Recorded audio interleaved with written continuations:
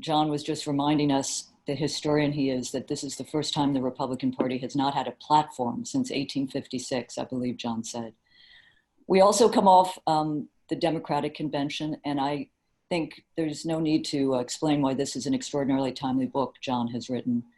The fight to, take back or to take the fight for the soul of the Democratic Party rages on.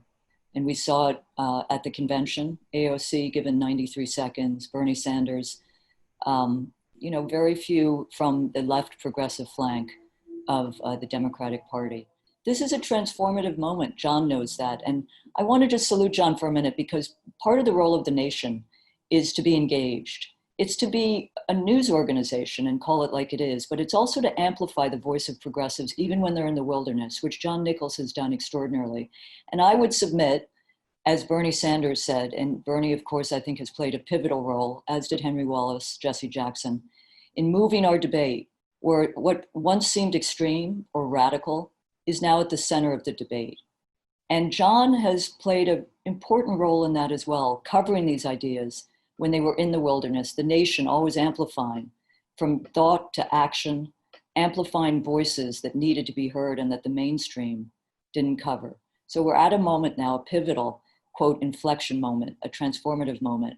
And not to quote an Italian communist, because we're dealing with a lot of issues, Gramsci once said, the old order, paraphrase, is disappearing, dying, the new one is struggling to be born. And I think John's book is extraordinarily timely for that.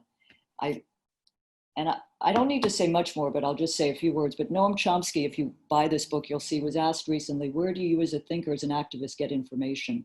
His answer, I read John Nichols. I think most of you on the call know that John is, for several decades, national affairs correspondent of the nation, based in the great capital of Madison, Wisconsin, covered the first uprisings in that state capital, which in many ways prefigured Occupy. And he did so with verve and history. He's a historian of politics, but not only ours, but of many countries. John has brought everyone through, including the Prime Minister of Iceland, I think it was last year, Katrina, Jakob's daughter. He knows British left politicians, he knows German politicians. He really has a world global view, which is so important in these times. He's a contributing writer, I'll have to say, The Progressive, and the great local, well, not local, but Capital Times, the daily newspaper in Madison, Wisconsin. If you turn on your TV or radio, you're going to hear him. He's everywhere. And the author of numerous books, of course, this one, which is more than a history book. It's very, very timely. But The Genius of Impeachment, Jews for Buchanan, I'm not kidding, The S Word, you know what that is, and Dick Cheney, Dick, the man who is president. I've always loved that. With Robert McChesney, they were co-founders of Free Press, the great media reform organization. John and Bob played an important role in the pages of The Nation, laying it out. John submitted 5,000 words. I cut it to 800, but we launched a movement anyway. And so John's latest book, which we're here to talk about, couldn't be more timely. I'm going to quote Ilhan Omar. It is more than a history book. This is an exploration of what progressives must do to retake our democracy. Nichols points the way toward how we can build a party based on peace, liberty, and justice for all.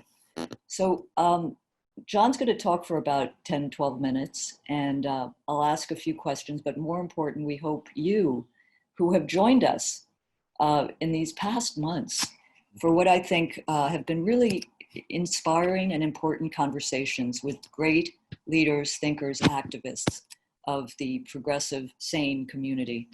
It is wonderful to have John join today, and I will turn it over to him, and then we'll pick it up with you, and I'll ask a few questions about why Wallace. Well, thank you so much, Katrina. And thanks to everybody who's joined us. I've been, if you see my eyes wander, it's over toward the chat section on the side. And I'm seeing all these wonderful greetings from friends and comrades all over the country. And it's just a delight to have you on board. And that is no reference to the Nation cruise. But Katrina, I want to just take a moment to especially thank you. I joined the Nation community the better part of a quarter century ago, which is, it seems a very, very long time. But throughout this journey, Katrina has been my editor and my friend and my comrade on in so many struggles. And there are just two that I always point out. Back in 1999, when there were protests planned for the World Trade Organization's gathering in Seattle, I suggested early on that this might be a big deal and maybe we should cover it. And I knew people at media outlets across the country who were struggling to get their editors to have the slightest interest in a global gathering on trade policy. And Katrina said, oh yeah, go, you got to get out there. Sent me out before and then during, and it really put the nation in the forefront of covering, I think, a vital movement that began to reimagine not just policy, but also how we protest, and laid so much of the groundwork for where we are right up to this day. And the second was when the Iraq War, or I'm sorry, when 9/11 occurred. And after 9/11, there was so little debate. It was such a limited discourse at a time when we needed so much more. And I remember calling Katrina and saying, well, one person voted against endless war. That was Barbara Lee. And I want to do an interview with her for the magazine. And instead of debating it or weighing it, Katrina said, oh, we got to get that in the next issue. And I have always been honored to work with someone who sees the future and is ready to run toward it rather than fears it and tries to avoid it. Thank you, Katrina. We speak today, I speak from Madison, Wisconsin today, and I would be remiss if I did not note that last night in Kenosha, Wisconsin, there was a police shooting. And the young man who was shot, Jacob Blake, it appears will survive. He is hospitalized after being shot multiple times. But it was horrific. There was video of it that I think jarred people. And once again, we find ourselves in a moment when we have to recognize the failure of this country to address police violence, particularly, but systemic racism in the broadest sense. And that brings me to the book in many senses. When I set out to write this book, I wanted to explore how we ended up in the situation we're in. And I've done a number of books that have tried to do that, looking at media policy, looking at individuals like a Dick Cheney, looking at our failure to impeach presidents who should be impeached. I've tried to take on big topics. And when I started working on this book, I was actually exploring the idea of writing a book about the Republican Party and trying to figure out how the party of Lincoln became the party of Trump. And I did quite a bit of work on that, and I may still write that book. But in doing it, what I came to recognize is that much of what has gone wrong with our politics has been that the Republican Party has been allowed to move further and further to the right and to fill a populist space with extreme nationalism, xenophobia, racism, classism. And in thinking about that more, I came to the question of, well, what's the Democratic Party been doing? What's its role been along this journey? And how effectively has it challenged this move to the right? Or has it left a space, a void, in which Republicans could increasingly move to the right? And this book doesn't just beat up on the Democratic Party. It's not about constantly criticizing it, but it is a book that recognizes that at critical junctures, the Democratic Party failed to fill the space with bold and innovative and forward-looking ideas, and also necessary responses. Mm-hmm. And I went back to Henry Wallace because there was a critical juncture in 1943 and 1944 when Henry Wallace, as the Vice President of the United States, called on not just the Democratic Party, but the country to address the issue of race. And he did it very bluntly. He did it without apology. He also talked about addressing issues of gender and class. And in doing so, he forced a fight within the Democratic Party, a fight for the soul of the party. And he lost that fight. He was pushed aside as the Democratic nominee for vice president in 1944. Within a year of that convention in 1944, which I detail at great length in the book, he was in the administration, not of Franklin Roosevelt, who was his friend and colleague on so many issues, but of Harry Truman, the man who had replaced him. Within 2 years, he was essentially out of that administration, as most New Dealers were. And the argument that I make is that Wallace in 1943 and 1944 was right. Famously, he flew from Washington, D.C.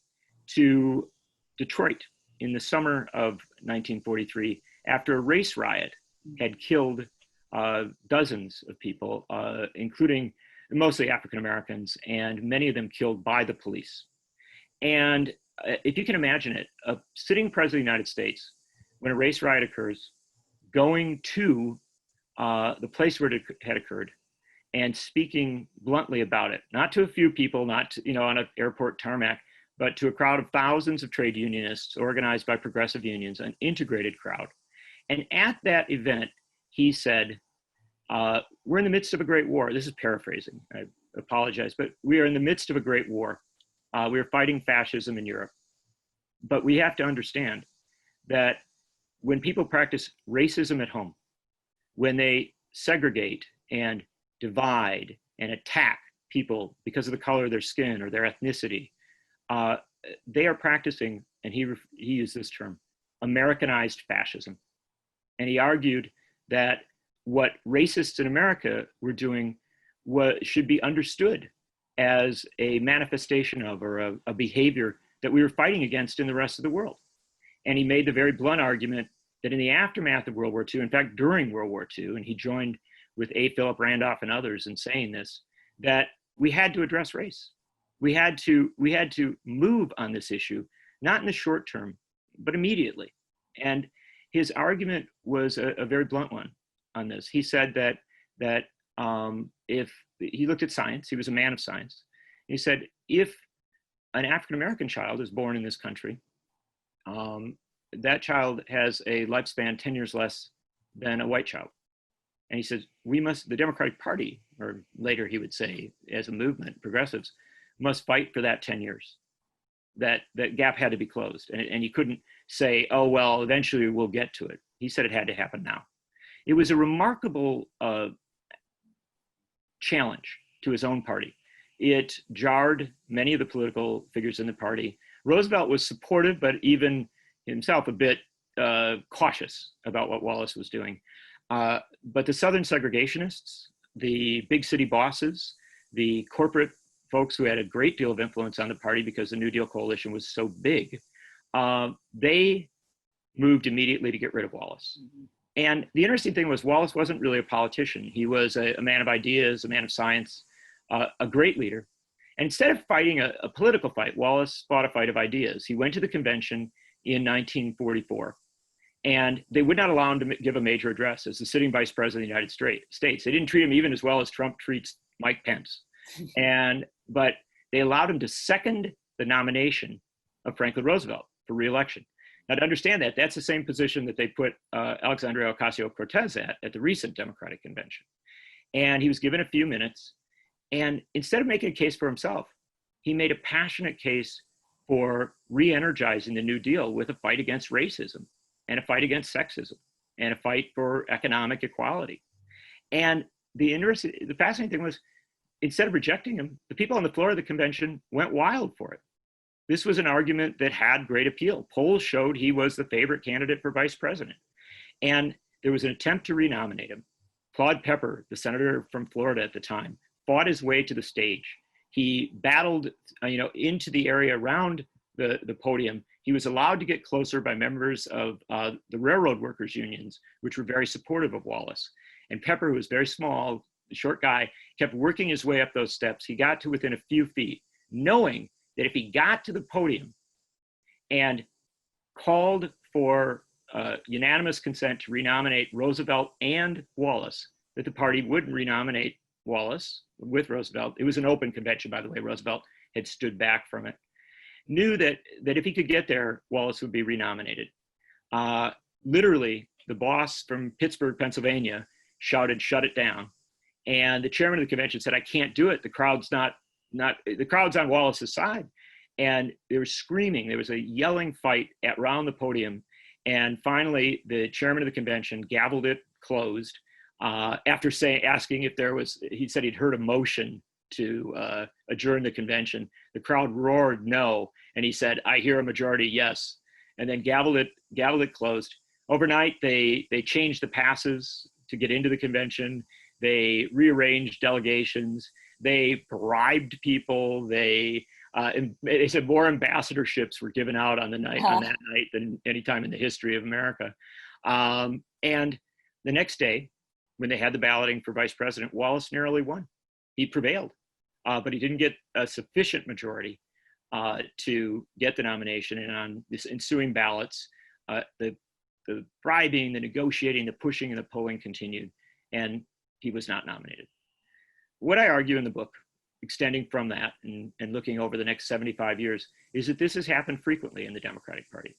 And that when it has happened, it has cost not just a candidate or even an ideology, it has cost the country. Because when the Democratic Party does not stand up for economic and social and racial justice, for saving the planet, for peace, it does create a void in our politics. Some people become disenchanted and disengaged. Other people look for a populism on the right that might somehow answer at least some of their fears or their anxieties. But whatever it is, the end result is that leaving that void by not stepping up and taking energetic, bold stands in favor of what we know to be right, and in fact, what we know to be necessary, warps our politics and damages it in fundamental ways. And I'll just close by saying that this has been very real to me in the last few days as I've watched the Democratic Convention, which I thought had some exquisite moments. Barack Obama's speech, and frankly, the best speech that Joe Biden's ever given. Remarkable, and I think under-regarded, at least by some people's speech, by Kamala Harris, who I thought introduced herself incredibly well to a broader audience than already knew her. So it's not to trash on the whole of the convention, and yet to give 90 seconds to Alexandria Ocasio-Cortez, to not feature Ilhan Omar talking about immigration and the experience of refugees and a new foreign policy, to not feature Ayanna Pressley talking about policing in a fundamental way, to have Andrew Yang on, but to have him just kind of give a friendly endorsement rather than talk about a universal basic income. This is a case where the Democratic Party still pulls its punches when it should be throwing them. And I closed the book off. You write books a little before they're published. So I closed the book off late last year. And at a point when I went with Bernie Sanders to Henry Wallace's farm, the farm where Wallace was born. And then later, around the same time, when I went with Alexandria Ocasio-Cortez to Detroit, where Wallace gave his great speech. And I engaged these folks in conversations about where the party was, where it is, what it needs to be, and about the need for that New Deal style ambition. That because the New Deal was imperfect, it was flawed, it didn't achieve all that it should have, but that ambition to try and do the biggest, boldest things to address the greatest challenges. And I found, especially in AOC, a fierce desire to do that. I found it in a lot of other young people coming up, and in many ways, this is a book for them. Thank you, John. You know, I'm struck, you'll know this as a historian of the Democratic Party, but someone told me the other day, I'd forgotten, that Bill Clinton, in one of his speeches, spoke about the end of the New Deal, that the New Deal was no longer relevant to the Democratic Party. So with all the flaws of Joe Biden, and, you know, we're going to have to push and move him, the Biden-Sanders unity commissions were a very first step, but he did speak of a New Deal. And so that was interesting because, as you well know, there were different New Deals as well. There was a war New Deal, there was a second New Deal. And in some ways, Eleanor Roosevelt and Henry Wallace speak to the second New Deal more eloquently. This, just one question, and it's from your great comrade who I believe is on the phone, so I'm going to ask it for him. But he says, you know, he reviewed your book, wonderful review. This is Harvey Kaye, the historian of Tom Paine, who's written a book, who's also the kind of legacy holder of the Four Freedoms. And he has a new book out about Roosevelt and democracy, which is really important as a complement, I think, to your book, John. So he writes about your deftly told history compels us to recognize that the repeated progressive failure to prevail in the now 75-year-long struggle to take back the party is owed not merely to the strength of the opposition, but also in good part to tragic decisions made ironically enough by our own champions, Franklin Roosevelt, Henry Wallace, I'd add Jesse Jackson, and Bernie Sanders. So I ask you just to touch on that, because he's thinking about Henry Wallace running third party in 1948. He's thinking about Bernie not going big Roosevelt and New Deal, but instead, this is his, you'll disagree, but that Bernie went Democratic Socialist and had to spend a lot of time explaining that, which may not be a liability these days with a new generation with Bernie as the bridge. Well, it's a great question, and Harvey has been such an influence on what I've written. He was in the unique position of reviewing a book in which he was mentioned. And I suppose that is the reality when you are one of the great historians of a period and of so many issues. I do think that it's important to talk about the mistakes that Wallace and FDR and so many others along the way have made. And I do that a lot in the book. I am not of the camp that believes that there are perfect figures in our politics, nor am I of the camp that believes that that I am perfect, that I somehow see exactly the right way to go. I often make mistakes in interpreting things and coming to understand them, but I keep wrestling with it. And in many ways, this book is a wrestling with a lot of those questions. And one of the conclusions that I came to, at least that is my opinion, was that when Wallace was forced out of the Truman administration, he began a journey that took him to an independent run for the presidency in 1948. And I'm a huge, as Katrina knows, I'm a huge advocate for multi-party democracy. I like third parties, and I write about parties that a lot of people don't write about, because I still hold out the possibility that America can, as it did in 1854, birth a new major party. I think perhaps this week we'll see, some of the death throes of that major party, the Republicans. But I'm always open to that. But in 48, what Wallace did was end up in a situation where power wanted him.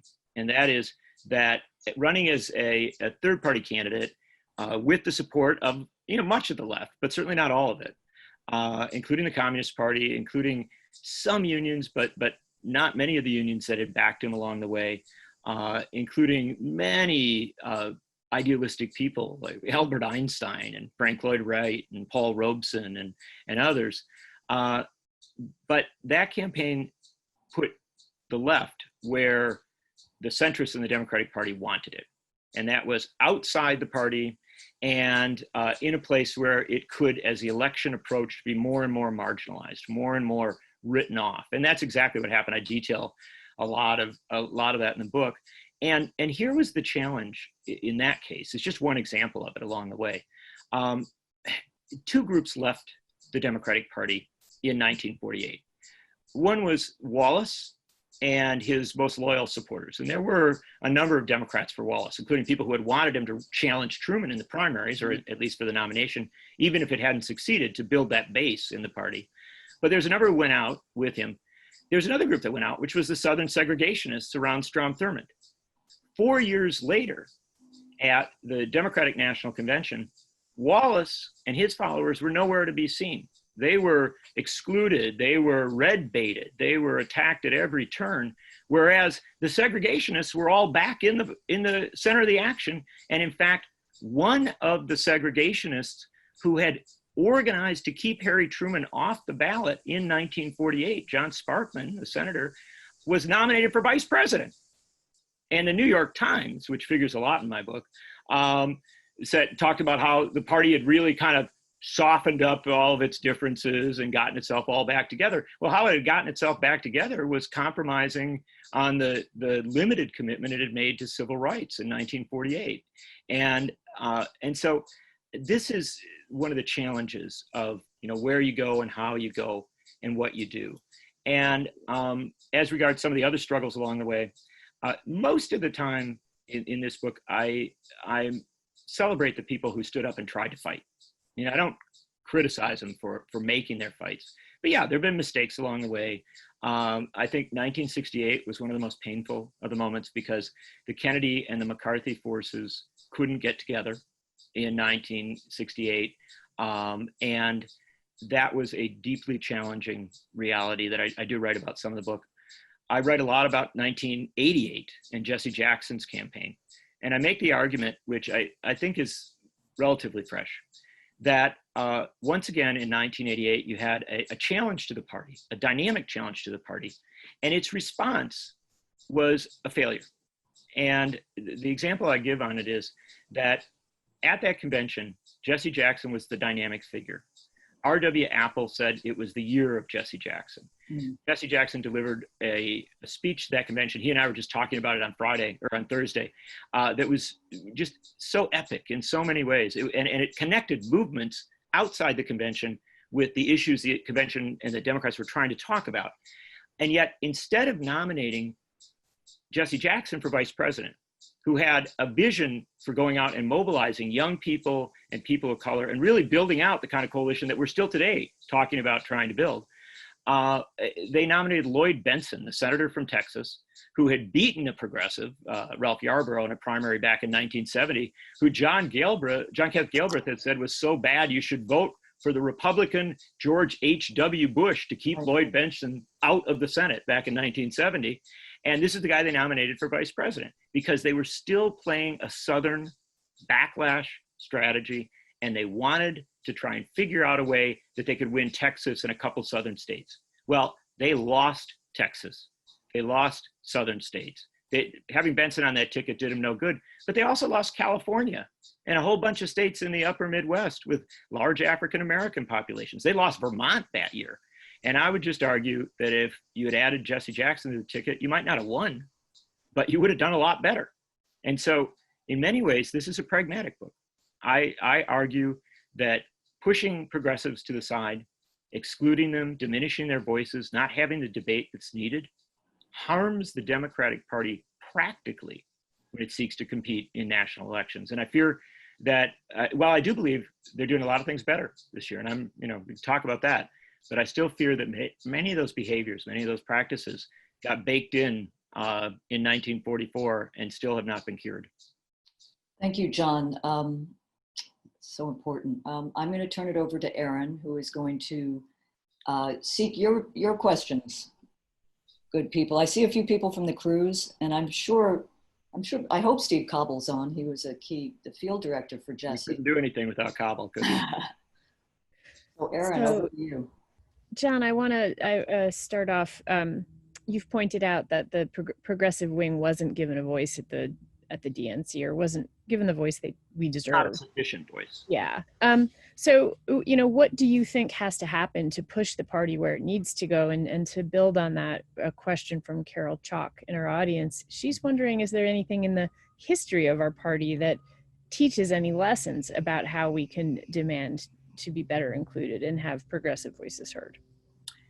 It's a great question. And it's one that I've wrestled with in the book, but also that I've wrestled with in a lot of interviews about the book, which I've done, especially with so many of the younger activists who are doing podcasts and new broadcasts. I was on Jacobin's broadcast weekend show recently with some tremendous people, and we talked about that exact question. What do you do?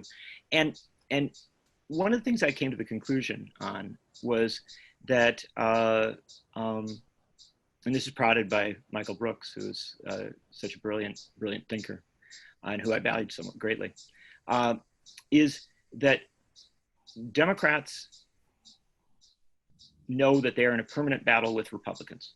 They're always competing for power with Republicans. I understand that, and it's an important battle. But I think also that centrists and corporate interests understand that they are in a permanent battle for both parties. and that they're very, very active within the Democratic Party in trying to control and influence it. I think that centrists and even center-right forces within the Democratic Party often understand that they're in a permanent battle for it.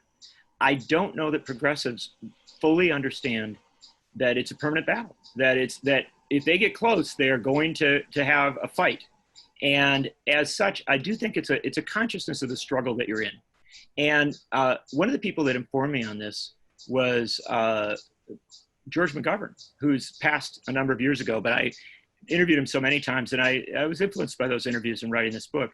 And I think people are, maybe some older folks will remember this, but many younger people are just stunned by the fact that in 1972, when George McGovern won, when progressives actually did take charge of the Democratic Party. Of course, the great story of 72 is that they then went on to lose horribly. You know, Richard Nixon smashed George McGovern, the total wipeout, et cetera. He only won Massachusetts and the District of Columbia. But what part of the story that isn't told very often is that many leading figures in the Democratic Party, members of Congress, former governors, mayors, others, formed a group called Democrats for Nixon. They actively campaigned against their nominee. And so the forces that want the Democratic Party to be a centrist or even, center-right party, certainly a corporate-friendly party, are willing to go to great extremes in enforcing that and in advancing that. And I think that progressives need to understand just how deep this struggle is, not for purposes of divisiveness. That's not, this is about something much bigger than divisions or getting into camps. This is about, advancing an agenda that now, with climate crisis, with, the cry now and the possibility of addressing systemic racism, with so many other inequalities and injustices, but also with a timeline that seems so short in so many ways, there's an urgency to understanding how big a deal the fight is, and for advancing it with much more passion, much more energy, not to decry or to dismiss those who have fought passionately and energetically, but to understand that there is a fight for the soul of the Democratic Party, and it can't stop.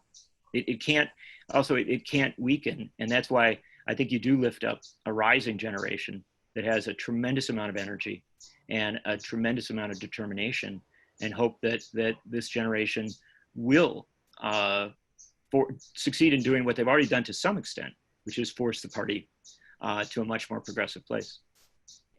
So you talk about a rising generation, and in all your travels and conversations, I wonder if you have some feeling about what different generations are looking for. So the younger kids coming up now, or young adults coming up now and voting, what do they care about? Well, I wouldn't speak. We have a few on the call, and so I'd always let them speak for themselves. But I will say that I think there has always been, and there are people in their 90s who share these values. And I'll give you an example. There's the Massachusetts Senate race right now where you're seeing Ed Markey running against Joe Kennedy III, where it's quite notable that polling suggests younger people are overwhelmingly for the 74-year-old guy. So people are willing to cross generational lines. The other day I was with a 88-year-old former school board member in Madison who was talking to a 26-year-old current school board member, and they were right on the same page. So I'm always cautious about suggesting that there's that much of a divide. I do see people in all generations that are committed to these ideals. What I think some of the younger candidates have brought to this is a willingness to challenge incumbents, and that's very controversial. But I think AOC's victory was a huge deal in 2018. I think Cori Bush's victory just a few weeks ago was a huge deal. I think that when you suggest that there really are distinctions and there really are lines drawn, and this gets hard because sometimes you're running against pretty progressive folks. And I think a lot of folks make mistakes in this regard. Older folks who kind of cling to things, younger folks who may not recognize. I think nobody's perfect, but on balance, the fact is that primaries are healthy. They ought to occur. And it is one of the places where you fight for the soul of the Democratic Party. And so I guess when you ask what they're thinking, I think that my sense is that what a lot of folks are thinking is there's very little time. We have 10 to 12 years to address the climate crisis. We have let 400 years pass without adequately, or even in many ways, beginning to address systemic racism in the ways that it must be addressed. We have still gender inequality, class inequality. We have so many things that are pressing upon us. And it just seems that we need people to say that we can't wait. That's a very powerful message to say that now's the time. And I do think that's what a lot of these younger folks have brought to our politics. Although I would add that when I talk to them, so many of them say that they were inspired by Bernie Sanders. So sometimes a 78-year-old can have a role too. We have a lot of pressing concerns now, and it's a fight for the soul of the Democratic Party, but also a fight for the soul of the nation. And so we have a question from the panel from VRO, who's wondering do you think the Democratic Party structure is doing enough to counter voter suppression that's going on? The superb question. And Katrina may have something to add on this as well. What I'll say is this. I think that there are Democratic Party officials around the country who really get it, who fully understand that this is the fight, basically the fight that could well end up defining how the 2020 election goes. And the best of them recognize that it's a multi-tier fight that occurs at the local, state, and national level. And they are fighting on all those fronts. I think that the Democrats in Congress are increasingly aware of this, but I would have liked to have seen them be urgent right from the start to recognize, as we were writing in The Nation, that this pandemic was going to make voting by mail the fundamental issue. We were talking about it before Donald Trump was talking about it. And voting by mail, and that is the protection for the post office, the protection for election systems, should have been in the initial coronavirus stimulus package. It was critical to get it in there, and it needed to be a major bargaining point. I know that you can't sacrifice people's lives for a policy. You can't sacrifice, people's livelihoods. I understand all of the vital issues that are in play, but democracy is also in play here. And so I do think I'd like to see more urgency on the part of Congress. One of the things that's really exciting, though, and I think I want to lift up, is the local officials who are stepping in to fill the void.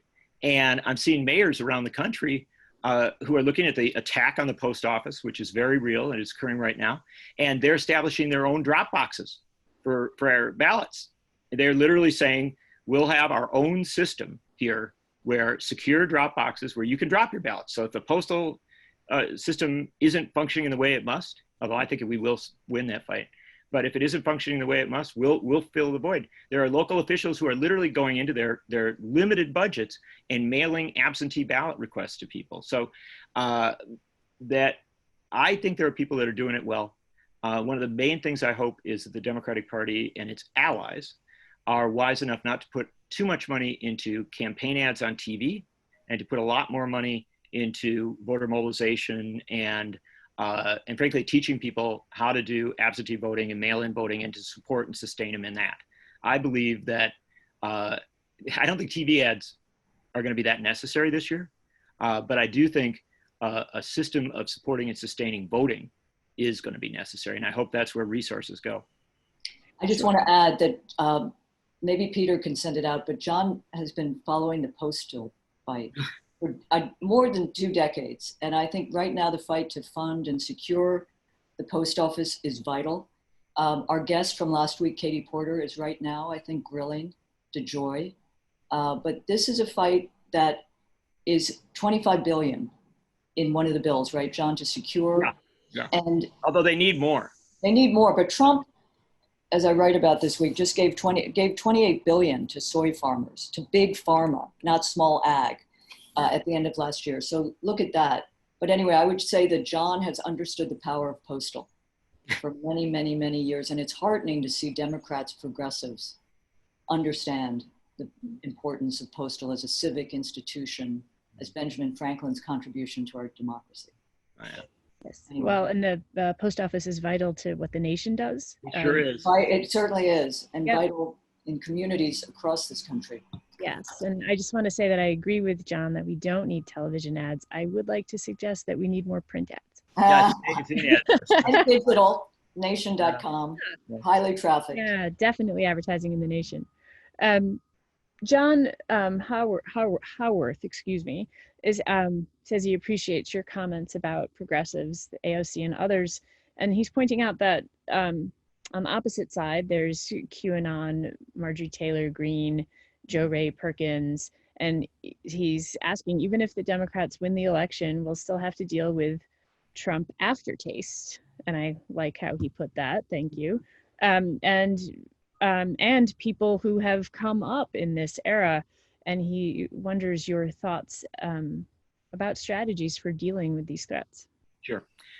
In many ways, that's what the book is about, because one of the arguments I make is that if you want to fight against totalitarianism, if you want to fight against the threat of people who will abuse their power in egregious ways, you have to have a strong alternative. And so I don't argue for progressivism simply because I like it, although I do. I don't argue that we have to address economic and social and racial injustice because it appeals to me, although it does, that action of addressing it. I talk about it because I think this is a necessary politics in a moment like this. And we have to recognize that the Republican Party keeps going further and further to the right. And there's a great Canadian folk singer, Bruce Cockburn, who did a song in the 1980s, "The trouble with normal is it always gets worse." And what becomes normalized at one moment, a Trump presidency, ends up as something worse. And so I do think you have to think about what's going to happen in the Republican Party after Trump. And here's the interesting dynamic. There's a growing sense that Donald Trump knows he's in a lot of political trouble this year. Now, he'll still fight like crazy to win. There's no doubt of that. But I think that people often say, well, why isn't he going more to the middle? Why isn't he trying to, build out a coalition? And there is also a sense, I think I share this sense, that he is really campaigning not just to try and win the election, which I actually believe he will lose, but also to keep control of the Republican Party, to keep himself in charge of that party. I think he has a dynastic vision for the Republican Party that sees his children moving into positions of power there. That is important to understand because there are other forces, and even forces that are to the right of Donald Trump, that are fighting for the soul of the Republican Party at this point. And I do think we have to pay a lot of attention to it. We have to understand that there are many people who believe that Donald Trump's been a great president and who want to, if anything, believe he hasn't done enough, hasn't fought hard enough on some of the issues that animate them. And so we have to be conscious of that and conscious of that and how to challenge it. One way is to object to it and identify it and write about it, and we can do that. But the other way, again, is to create an alternative poll, right? To really make it clear that Democrats absolutely stand for something fundamentally different, and that their fundamentally different values and ideals will address the challenges facing this country. We are in the midst of a pandemic and mass unemployment. And such a moment is a volatile and dangerous moment. What you need in that kind of time are the big ideas that address it so that people's fears and anxieties cannot be exploited. Roosevelt said that we have nothing to fear but fear itself, right? And that's a great line, but he coupled that with great big programs that tried to address the fears and the anxieties, and it worked. Now, he didn't do everything he should have done. I have many criticisms of the New Deal, but he did a lot. And I think that sort of go big as an alternative to what might happen, what is happening, what might happen in the Republican Party is not just, it's not some progressive wish list. It is a necessary response, because if you don't go big, you run the danger of people, again, becoming disenchanted and disengaged because they see politics as not having, the kind of choices and the definition that they want, but also more importantly, that you run the risk of that which was once on the fringe on the right becoming, quote unquote, one answer for the crises and the challenges the country is facing. And Democrats have to understand that, Medicare for all is the baseline response to a pandemic moment and to an unemployment moment where people are losing their benefits when they lose their jobs. A Green New Deal is the baseline response to a moment of climate crisis and the need to transform our economy. And frankly, universal basic income and other agendas to try and get money into people's hands is a baseline response for addressing the largely unspoken issue of automation in our politics. Well, thank you. Maybe we could talk about the Green New Deal for a little bit and what progressives' role will be in pushing that through and pushing Biden toward really fully embracing it and then actually moving on it when he's elected, fingers crossed.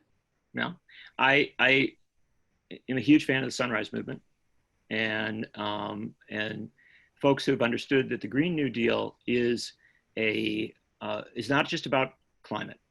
It is about economics and jobs, of course.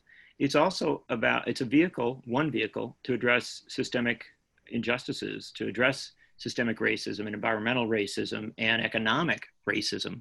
And so I think that it's important to bring all of those elements in, because an intersectional message on behalf of a Green New Deal is a vital message. It tells people that we have a whole bunch of entry points here, a whole bunch of reasons to be in support of this. And I think much of our media still covers the Green New Deal as an environmental issue. Many of our political figures still talk about it in that way. And I think that the genius of the Sunrise Movement, the genius of, I think, AOC and other figures around the country, is that they've recognized you have to talk about it in that bigger way. Weird thing about politics, I've covered politics for a very long time in a lot of settings. It's interesting that it is sometimes easier to sell going big and trying to solve a lot of problems than it is to sell, kind of going incremental or marginal and solve individual problems. And I think visionary leaders understand that and push that forward. I don't think Joe Biden is there right now, but I think the times are way underestimated as an influence on our politics. And the fact is that if Joe Biden's elected, he is going to inherit unimaginable demands and unimaginable challenges. And it will become increasingly clear, as it did, again, we're using the example of FDR, as it became clear to FDR that you simply couldn't go small. You couldn't go incremental. You had to do bigger things. I think Lyndon Johnson at his best in 1963, 1964 recognized that you're going to address the challenges of the country at that moment. You needed Civil Rights Act, Voting Rights Act, a war on poverty, and tragically he allowed foreign policy to take him off the deep end and so undermine it, as Dr. King pointed out. But the bottom line is, I think you ask about the Green New Deal. My answer is go as big as possible. Go big, explain it on multiple levels, and help everybody to understand that this can be the vehicle by which we fight for economic and social and racial justice and to save the planet. Thank you. Ann Fournier asks, do you see Pelosi's endorsement of Kennedy as part of the centrist Democratic Party pushback against progressives? I think that Pelosi is a complicated figure because she often aligns with different groupings within the party on different issues. And that is much historically the role of a Speaker of the House. She's also very, very loyal to her chamber. And so as a result, she is backing a congressman in his challenge to a senator after, by the way, criticizing primary challenges to Democratic congressmen. So we don't have enough time left on the call to parse this all out. But I will simply say, and I'm going to write about this some this week, I know that both Ed Markey and Joe Kennedy have their strengths and their flaws. But the bottom line is that in this moment, Ed Markey he's gone all in to talk about fundamental issues, and particularly the Green New Deal, which he's co-sponsored. With Ayanna Pressley, he has co-sponsored a response to police violence that is really, really important. He is a co-sponsor, again, on both Green New Deal and some of the police violence issues. He is the Senate sponsor of these issues. He has then also a co-sponsor Medicare for All, and he is simply running a campaign in which he is saying, look, if you want to go big, I'm going to offer you that. And if I happen to think that's a really big deal, and I am often disappointed by folks who don't recognize that. I just want to fit one more question in. I mean, your book talks about history and uncovers the links from the past to our present. And what are some of those links, I guess, that might be particularly relevant or important now, or maybe even something that is hopeful? Oh, Katrina will tell you, there's a lot of hope constantly. And I can't even begin to tell you how many exciting young activists are stepping up and either on the streets or at the polls are changing our politics. And the place that I see as most hopeful is right now, and I do write a little bit about this in the book, because criminal justice issues have always been issues. These are not new. These have been issues that have concerned true progressives for a long time. We are seeing a transformation of our district attorney's offices across the country. And every single election cycle, every single week this year, we have seen progressives win races for district attorney and state's attorney and county prosecutor and a host of other positions. And they are forming a new vision. They are literally implementing it. Chesa Boudin in San Francisco and Larry Krasner in Philadelphia, who I did a lot of writing on just recently, who was very blunt in taking on Donald Trump as he was sending forces into our cities. And so I think something big is happening there. And my excitement is that we also have a lot of elected judges across the country. And I am very interested as the fight for prosecutorial posts extends out and expands, that a lot of young progressives are running for judgeships. And I see that as important and vital. It's often, my friend Keith Ellison says that we often see the transformation of a whole bunch of other issues when we start to focus on criminal justice issues. He's the Attorney General up in Minnesota. And I think that that something big is happening there. And I'm very excited about it. I want to thank you, Aaron. Thank you, Sarah. Thank you, Gia, Peter. I want to thank John for putting the fights we're in historical perspective and giving us the inspiration to carry on. I want to thank John for making big and bold pragmatic, because it is the baseline response to this moment we're in. It's a no-brainer, Medicare for all, Green New Deal. I want to thank John for giving us hope at the nation, and not to plagiarize Joe Biden, but another Seamus Haney quote I've loved over the years, to paraphrase, is hope is not rosy optimism. It's the belief that there is good work worth working for, struggling for. And when things are down, I often call John, or he comes into the office if we're lucky. He was doing a great podcast you should all listen to, Next Left, which is on our site, which is what he's talking about, the ascendant, progressive left, new generation, though he closed with Bernie, because 78-year-olds can also inspire and should a new generation. So thank you, John, and for being a great thinker. I want to just close again. Everyone should get this book. I will also just say, my father is someone who upholds the legacy of Roosevelt. But if you want to see Roosevelt and Wallace together, go up to Hyde Park, because the Henry Wallace Visitor Center is a stone's throw from FDR's library and home, which is quite wonderful, and people get agitated. We love it, and John has been up there. But buy this extraordinary, timely book and read Ro Khanna, the Progressive Caucus, which we have lifted up over the years, has now acquired Pramila Jayapal, Jamie Raskin, Ro Khanna. All have been on our calls. So this is an extraordinary moment, and it's difficult and challenging. John spoke of Kenosha, what happened. We have to face the Republican convention and Trumpism, even if he loses, which he will. But I want to thank John for giving us inspiration today, and all of you for joining. Chris Hayes will join us on Wednesday. And I remember hiring him the day Victor Navasky and John testified to the Postal Committee. Anyway, there it is. Thank you very much for joining us. Thank you, John, for this great book. Thank you so much to everybody who's on board.